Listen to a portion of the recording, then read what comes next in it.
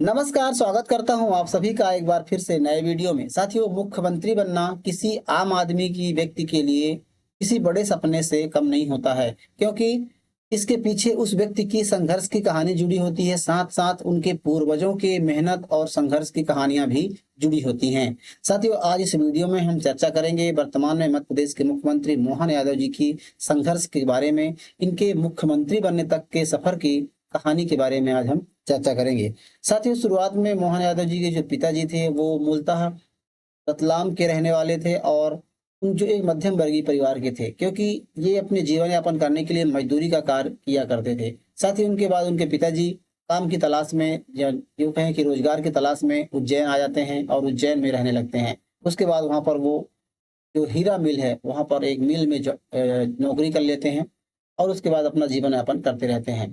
साथियों, उसके बाद उन्होंने इस हीरा मिल की जॉब को छोड़ करके और खुद का बिजनेस करने का उन्होंने शुरुआत करी और उन्होंने भजिया और चाय की दुकान वहाँ पर उन्होंने ओपन कर ली।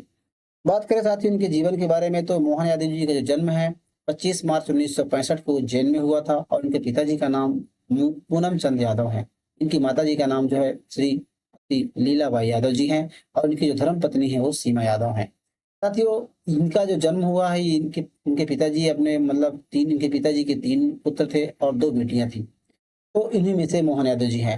साथियों, मोहन यादव जी की शिक्षा जो है उज्जैन में ही हुई और वो पढ़ाई के साथ-साथ अपने पिताजी के जो बिज़नेस धंधा है, उसमें भी ये हाथ बटाया करते थे। उसके बाद उन्होंने पढ़ाई जारी रखी और पढ़ने में काफ़ी इंटरेस्टेड थे, काफ़ी उत्साही थे और उन्होंने पढ़ाई को काफ़ी ज़्यादा महत्व दिया। उसके बाद उन्होंने विक्रम विश्वविद्यालय से विज्ञान विषय में स्नातक की डिग्री प्राप्त की, यानी कि बीएससी कंप्लीट किया। साथ ही एलएलबी की डिग्री उन्होंने प्राप्त की। उसके बाद राजनीति विज्ञान में मास्टर डिग्री यानी एमए की डिग्री उन्होंने प्राप्त की। उसके बाद पढ़ाई को आगे बढ़ाते हुए मास्टर ऑफ बिजनेस यानी कि एमबीए इन्होंने किया। उसके बाद डॉक्टर ऑफ फिलोसफी यानी कि पीएचडी की डिग्री भी इनके पास है। साथियों, इनके पास बता दें पढ़ने में काफ़ी इंटरेस्टेड थे, पढ़ने को लेकर काफ़ी ज़्यादा महत्व देते थे। उसके बाद उनके पास उनके अलावा भी ऐसी कई कलाएँ थी जैसे कि लाठी खेलना, तलवारबाजी करना, इस प्रकार की कई कलाएँ मध्य प्रदेश के मुख्यमंत्री के पास बनी हुई है और वो मध्य प्रदेश के मंदिरों के शहर उज्जैन में बीजेपी का एक बहुत बड़े स्तंभ माने जाते हैं। साथियों, पेशे से वकील हैं। जब इन्होंने पढ़ाई कंप्लीट हुई उसके बाद से इन्होंने जो पहला चुनाव है 1982 में लड़ा। उज्जैन के माधव विज्ञान महाविद्यालय में छात्र संघ का उन्होंने चुनाव लड़ा था, तो उन्होंने वहां पर उसको जीत मिली थी। उसके बाद 1993 से 95 में आरएसएस के क्षेत्र में लगे रहे, यानी कि राष्ट्रीय सेवक संघ जो है उनके साथ सक्रिय हुए जुड़े और उन्हें जनता युवा मोर्चा का प्रदेश अध्यक्ष बनाया गया। उसके बाद 2013 में वो राजनीतिक कैरियर की शुरुआत करते हैं और उन्होंने पहला विधानसभा चुनाव लड़ा उज्जैन के दक्षिण निर्वाचन क्षेत्र से, जहां पर उनको जीत मिली। उसके बाद 2018 में पुनः विधानसभा चुनाव हुए। उसके बाद उसमें मोहन यादव जी ने उज्जैन के दक्षिण निर्वाचन क्षेत्र से ही चुनाव लड़ा और वो निर्वाचित होकर के विधानसभा में आ गए।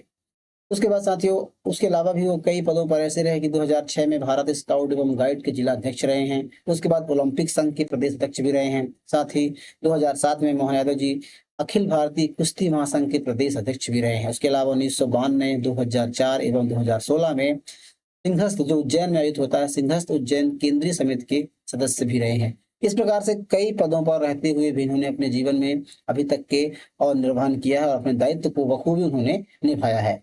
उसके बाद साथियों 2020 में उन्होंने पूर्व मुख्यमंत्री श्री शिवराज सिंह चौहान के नेतृत्व में मध्य प्रदेश सरकार के कैबिनेट सदस्य के रूप में शपथ ली, कैबिनेट मंत्री बने और उसके बाद 2023 तक जो है वो मध्य प्रदेश के शिक्षा मंत्री रहे। शिक्षा मंत्री का प्रभार उन्होंने लिया था। उसके बाद 2023 में फिर से चुनाव होती है और बीजेपी की 230 सीटों में से 163 सीटें जीतती हैं और कांग्रेस को वहां पर 66 सीटें मिलती हैं। साथियों, जब ऐसा कहा जाता है कि जब मुख्यमंत्री का पद का ऐलान किया जाना था उस समय मध्य प्रदेश में काफी उठापटक थी और काफी कयास लगाए जा रहे थे कि नया चेहरा हो सकता है, लेकिन शिवराज सिंह की भी पकड़ काफी मजबूत थी। उसके बाद जब केंद्रीय जो समिति थी, बीजेपी की केंद्रीय समिति थी, उन्होंने पर्यवेक्षक के तौर पर मनोहर लाल खट्टर जी के नेतृत्व में मध्य प्रदेश में सीएम का नया चेहरा घोषित करने के लिए यहाँ पर भेजा। उन्होंने मंथन किया और उसके बाद उन्होंने ऐसा कहा जाता है कि जब ये चयन हो रही थी, क्योंकि जो घोषणा होनी थी ये विधायकों के मीटिंग में होनी थी, विधायकों की बैठक में होनी थी, तो उस क्रम में ये सबसे पीछे विधायकों के क्रम में सबसे पीछे बैठे हुए थे। जब मनोहर लाल खट्टर ने इनका नाम को सिफारिश की और मुख्यमंत्री उस समय के शिवराज सिंह चौहान ने मोहन यादव जी के नाम की घोषणा हुई, तो ये काफी आश्चर्यचकित हो गए थे, क्योंकि उन्होंने कल्पना नहीं की थी कि उन्हें मुख्यमंत्री का पद दिया जाएगा। तो इस प्रकार से कुछ जादुई तरीके से इनके नाम की घोषणा होती है और उसके बाद 2023 में जो विधानसभा जीतने के बाद जो मोहन यादव जी हैं, ये विधानसभा में जाते हैं और उस बार वो मुख्यमंत्री की शपथ लेते हैं। तो 2023 में तीसरी बार विधानसभा से निर्वाचित हुए और वो उज्जैन के दक्षिण निर्वाचन क्षेत्र से चुनाव लड़ते हैं और आज वर्तमान में वो मुख्यमंत्री हैं। तो साथ ही ये रही मध्य प्रदेश के मोहन यादव जी मुख्यमंत्री की अब तक की संघर्ष की कहानी। ये जानकारी आपको कैसी लगी आप हमें कमेंट बॉक्स में जरूर बताइएगा। वीडियो यदि आपको पसंद आया हो साथियों तो वीडियो को लाइक जरूर कीजिएगा, साथ ही चैनल को सब्सक्राइब कर लीजिएगा। मिलते हैं किसी ऐसे नए वीडियो में, तब तक के लिए नमस्कार।